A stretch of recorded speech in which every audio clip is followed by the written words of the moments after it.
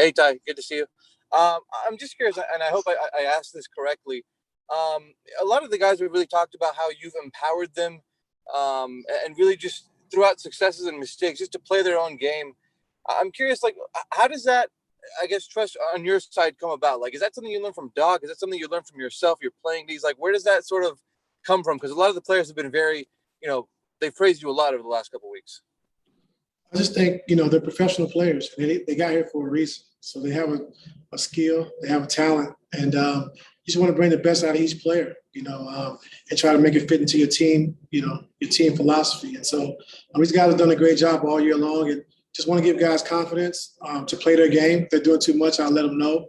But I want guys to feel no pressure, just go out there and play their games, and what got them to this point. So it feels good to hear guys, saying positive things like that, but they're the one with the talent and the skill that got this far so far.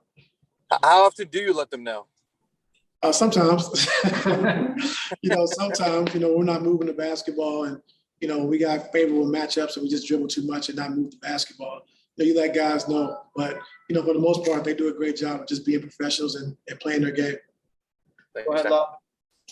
Yeah, talk about that whole dribbling too much and wait until the second half to really get going, move the ball again. Obviously, you probably prefer a better first half starting offensively. So how do you kind of get that with Game 4 tonight? Just showing them clips from Game 3 before the game. Not showing them yesterday, show them today so it's fresh on their mind so they can kind of see what we're looking for and how we want to attack it. So in our pregame meetings, it'll be, a lot of just advanced passes, extra pass, attacking the paint, making the right play. And so they can see it right before we go out. Go ahead, Mark. He has some more. Oh, I'm sorry. Yeah, just follow up, like just the fact that you brought the energy, your team brought the energy last game. Phoenix, they felt like they brought it only part of the game. How do you combat with the fact that you can probably expect them to be more physical, more hands-on? Yeah, I don't care about them. The focus is on us, what we have to do, and our mindset. And I liked our ball pressure last game. I like our physicality to start the game defensively, and it has to carry over to Game 4. So we can't react to what they're talking about, what they're going to do. We got to do our job. Ty, on that note, knowing how CP and Devin are, what do you think it's going to take to be able to anticipate whatever adjustments they make? I don't know. We have a feel for what they're going to try to do, but you never know until the game starts. And we know those guys are going to shoot the ball better. We understand that. CP's been out for a while. He hasn't played in a while, so that was his first game in, I think, about 10, 12 days. So that's tough to do, to jump into a playoff series. The conference finals haven't played. So we know he's going to play better as well, so we got to be ready for that. We have to play better as well, too. So we really focus on ourselves and how we got to be better, on both sides of the basketball, and kind of just go from there. Go ahead, Ramona. Hi, it feels like you guys have been playing every other day for like a month. Where is your team at physically, and just in terms of how much they have left in the tank, and how do you keep them fresh in terms of energy right now? There's no need to think about it now. Like, we're in the Western Conference Finals, being tired is we can't worry about that. We got to come out and play. Have intensity. Guys are tired, and we just keep rotating guys in and out, get fresh bodies. But our guys are not thinking like that. We understand the hand we were dealt, and we talked about it all year, just adjusting and being able to adapt. And so that's what we've done. Guys feeling good, and we have a chance to do something special tonight, so we want to just focus on that. Can I say the follow-up with Paul specifically, because he's frequently played like the whole second half. But how's that compared to LeBron? He used to do that all the time too. Is that some of those kind of players, they just get themselves to that place? Yeah, they want to play, they want to win, and whatever it takes, they're going to do that. So we try to do a good job of trying to keep PG off of Devin and CP as much as possible, try to save some energy. But it's the playoffs. No excuses. We just got to be ready to do what we have to do. And he's up for that challenge, and he says his body feels great. Go ahead, Hey, Ty, how's Marcus feeling? Do you know yet, or is it something you wait till like about 30 minutes? He said he feels good. Okay, so he's good to go. Yes, sir. Andrew, go ahead. Ty, you talked about the development staff several times this year and the job they've done, guys like Terrence and whatnot. Are there instances where these guys were working on with, Kenny, Sean, all those guys early in the year have paid off for you in this playoff run? Yeah, a lot. I think the biggest thing is just Terrence Mann's shooting. I think Sean Fine has done a great job with him and just giving him the confidence, some of the mechanics of working on the shot, and making 7 threes, I think, against Utah in Game 6. So that's the biggest thing I think so far, just how he's improved the shooting. way you structured that development staff, this team, is that different than the way you had it in Cleveland? Yeah, I mean, Kenny pretty much runs the whole player development side of it, so he made it easy for me. So like I said, he's done a great job, and the guys respect what he's done. And every day he's just planning out different situations for guys to get better, and they love him. And so they have taken a liking to it, and guys work hard, and he's putting those guys in great positions. Go ahead, man. How's Nick feeling? Yeah, he's good. Also, can I ask about Terrence? You mentioned this the other day, but Terrence is sort of being a fan favorite. It's like when he gets going, like this place gets going. And you guys probably figure out that. Do you recognize that when you're on the sideline? Yes, ma'am. His energy is infectious to our team, and on both sides of the basketball, he's rebounding and pushing out and attacking early. Or we advance pass, he gets a chance to attack early.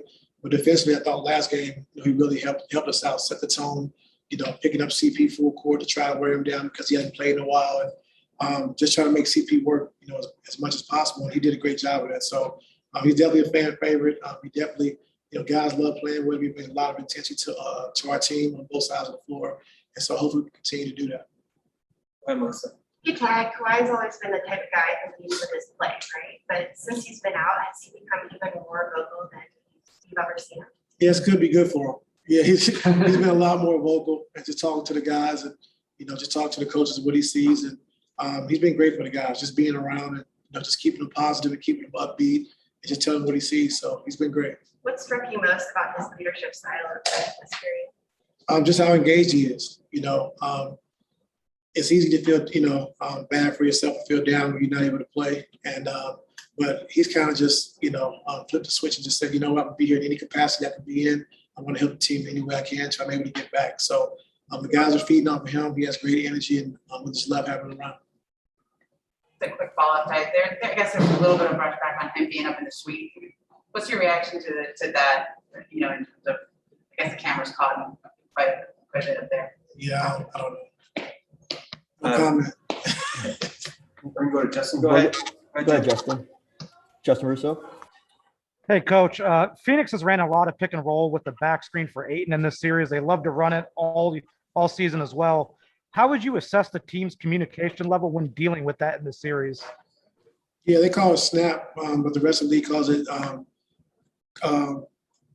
stack. And so I think Monty was the first person to really introduce that to the league, and they do a great job of running it. They get in a lot of different variations. A lot of sets they fall into the stack action. And it's tough to guard. It's tough to defend. And we've been doing a good job of it. I think the first game with Cameron Payne, he really hurt us. In the second game as well, down the stretch, he got 3 layups, I think, because we didn't switch it and we didn't do the right thing we were supposed to do. But it's a tough thing to cover, and our antennas up definitely with that play. And they've done a great job all season long of taking advantage of teams with the stack action. So we have to be prepared for that again tonight. Thanks, Justin. We'll go to Sam Amick.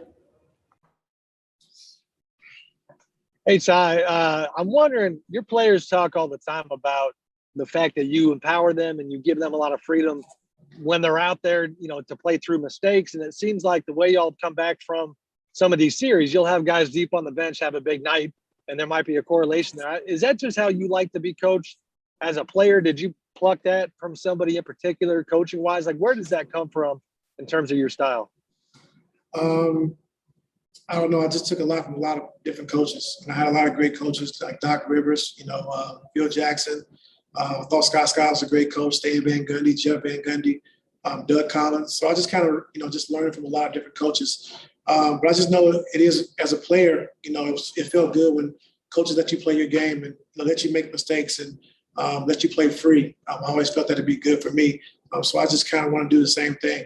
And Phil Jackson taught me a lot, just being with him in LA. And he did a lot of his coaching in practice, and in the game, he kind of let you figure it out, unless you were just playing bad basketball. So I just want to give you guys confidence, to play free, not worried about making mistakes and looking over the shoulder. And like I said, they're doing too much. I'll let those guys know. But for the most part, they've been great. Thank you, sir.